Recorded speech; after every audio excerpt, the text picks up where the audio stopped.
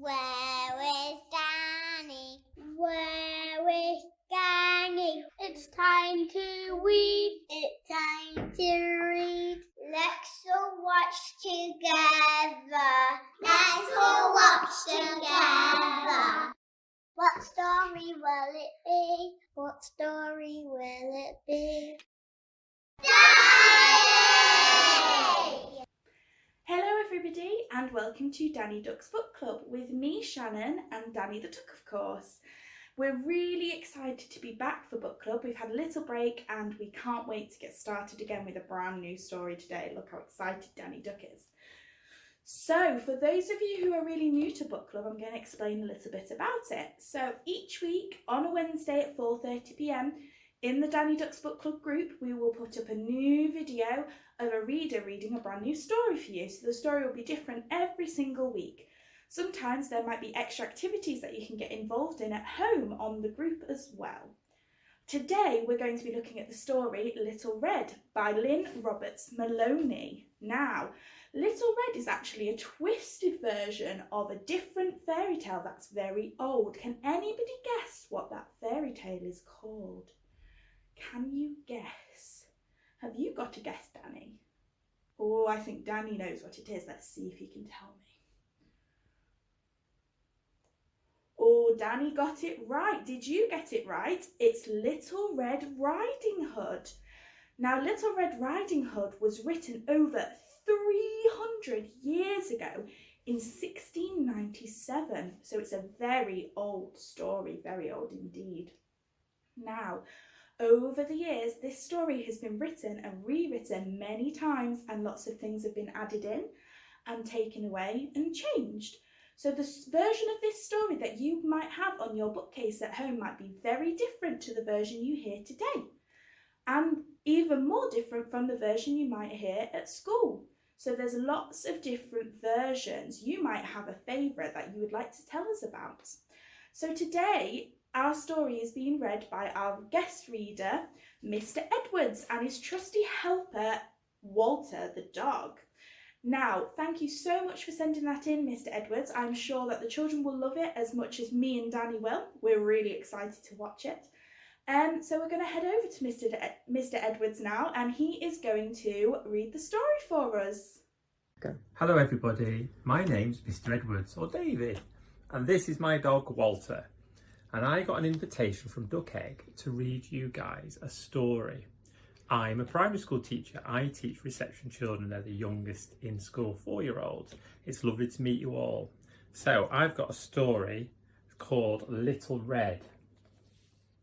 You might notice something about the story. Look at the character at the front. I hope you enjoy it.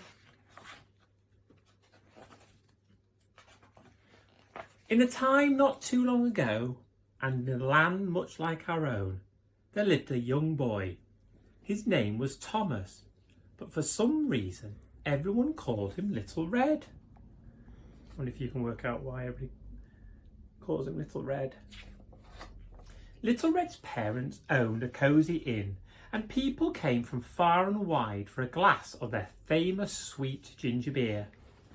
Little Red loved to meet the travellers and hear their tales of dangerous encounters with dashing highwaymen and fearsome wolves. One day, Little Red was getting ready to visit his grandma, as he did every week, with a basket full of delicious treats and a week's supply of ginger beer.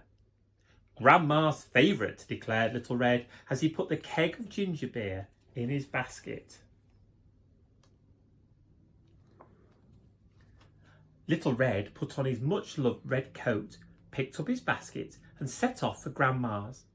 As always, his mother warned him, "Don't you wander off the path, not for any reason." For everyone knew that a ferocious and hungry wolf prowled within the forest, and straying from the path would almost certainly mean being eaten. Beware the wolf. Little Red skipped on the path, unaware the wolf was secretly watching him. He would make a tasty snack, the wolf said to himself, drooling at the thought. Suddenly, Little Red stopped and called out excitedly, "Red apples! I'll have to take some for Grandma." Overhearing, the wolf thought, "So Grandma is waiting for him, is she? Perhaps I can have myself 2 tasty snacks instead of just one." Meanwhile, Little Red was trying to reach the apples. There was a large prickly bush in his way, so to keep his coat from being torn, he took it off and placed it on a nearby rock. This gave the wolf an idea. Grabbing the coat, he charged off at terrific pace to Grandma's house. I wonder what he's going to do. Reaching Grandma's front door, the wolf stopped to squeeze himself into Little Red's coat. Then he knocked on the door. Grandma, who of course was very short-sighted, opened the door and saw the red jacket and said, "Come right in, Little Red. Why don't we have some ginger beer and a big slice of cake?"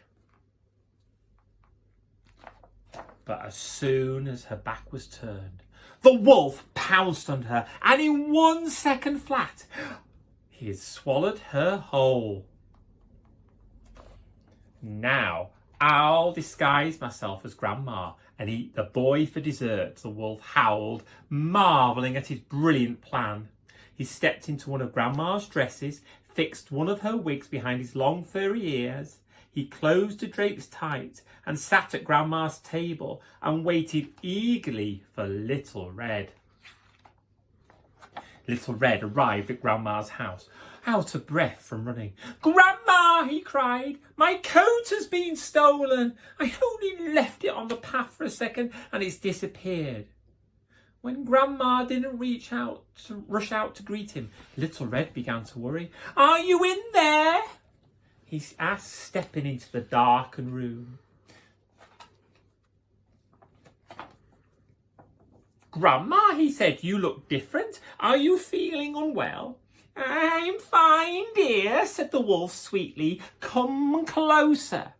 "Grandma, what big eyes you've got today," said Little Red, sitting down at the table. "All the better to see you, my dear," crooned the wolf. "What big ears you've got." Grandma, Little Red said.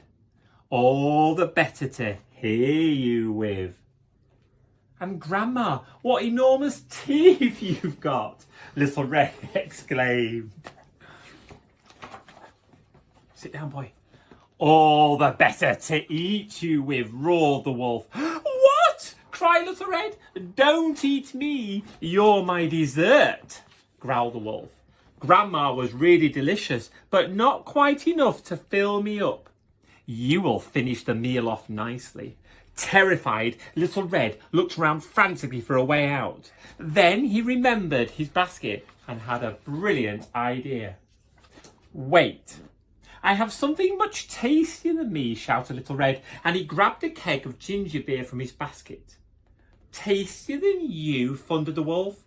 Snatching the bottle from Little Red's hand, the wolf guzzled down the whole lot, enough for an entire week in one greedy gulp. Just like your mummies and daddies on a Saturday night with a bottle of wine. Almost immediately, the wolf's belly began to rumble and grumble loudly. "Oh dear, as the wolf howled. Then suddenly he let out an enormous burp. Go on, children, do it now. Big enormous burp so I can hear you. And out flew Grandma from his mouth. As the wolf tottered backwards, groaning, Little Red grabbed the empty keg of ginger beer and threw it at the wolf's head, knocking him out cold. Then he quickly tied a pair of Grandma's thick woolly stockings tightly around the wolf's paws. The wolf awoke with a nasty bump on his head. "Oh, my poor head," he moaned. "Eating Grandma's is much too dangerous." And that ginger beer was far tastier than Grandma anyway. And that gave Little Red an idea. "If you promise never to eat anyone ever again," he said, "I'll let you go and make sure you have all the ginger beer you could ever want." The wolf readily agreed. So from then on, each week on his way to Grandma's, Little Red left a keg of ginger beer in the forest for the wolf, who drank it down eagerly in spite of his embarrassing after effects. Listen out for your mums and dads after their bottle of wine and see if they do a big burp too. I hope you loved that story, and that was Little Red. Take care, everybody. Bye. Wow, what an amazing story. Thank you so much, Mr. Edwards. What did you think of it, Danny? Oh, he's a big fan. Okay, so we've got a little activity just to finish off our Little Red Riding Hood session with you. So if you have a basket at home, or a box or anything really, you can play a game where you think about the things you would pack in it to take to Grandma's house. So, I'm just going to pop Danny up here so he can watch. So me and Danny are going to take to Grandma's house a apple, a storybook, a cosy scarf to keep her neck warm, a paper and a pen to write things down. That's what we're taking to Grandma's house. What are you taking in your basket? Can you try miming the actions and having Mum or Dad guess what you're taking with you? Whether it's an apple or a storybook. We hope you really enjoyed Danny Duck's Book Club today. We will be back at 4:30 p.m. next Wednesday for another story with another reader. I hope you come along again, and if you took any pictures today, don't forget to let us know by emailing them to us at shannon@duckegg.org.uk or using the hashtag Danny Duck's Book Club. See you next week, everybody. Bye. Goodbye, goodbye, everyone. I sure hope that you had fun. We'll be back another day to laugh and dance and sing and play. Goodbye, goodbye, everyone. I sure hope that you had fun.